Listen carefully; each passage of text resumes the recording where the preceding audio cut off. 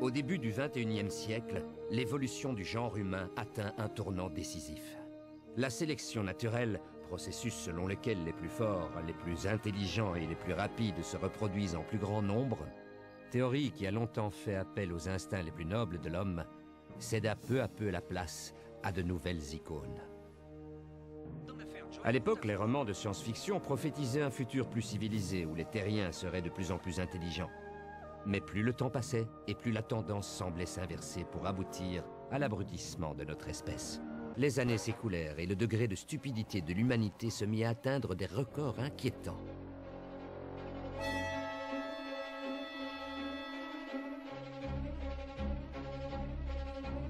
Certains nourrissaient encore l'espoir que les progrès de la génétique puissent inverser cette tendance catastrophique. Mais malheureusement, les plus grands esprits étaient mobilisés par des causes plus essentielles, la repousse du cheveu et la stimulation de l'érection. Pendant ce temps, alors que la démographie explosait, l'intelligence de nos congénères poursuivait son inexorable déclin. Et l'humanité devint incapable de résoudre des problèmes aussi simples que le traitement des déchets. Comment en étions-nous arrivés là? L'évolution ne gratifie pas nécessairement l'intelligence.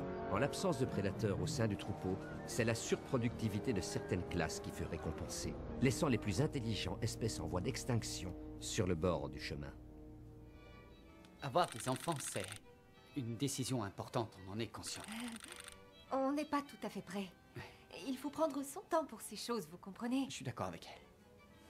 Oh merde, tu m'as encore foutu en cloque! Fais chier! J'en ai déjà un paquet de gamins!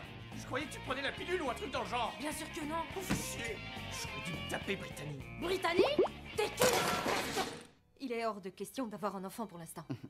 Ce n'est pas possible vu la conjoncture. Ah non, ça c'est certain, ça n'aurait vraiment aucun sens. Viens voir ici, salope! Il en a rien à branler de toi! Ouais, bah y a forcément un truc qui lui plaît chez moi! Rien à foutre de cette grosse vache! Oh putain! C'est pas moi!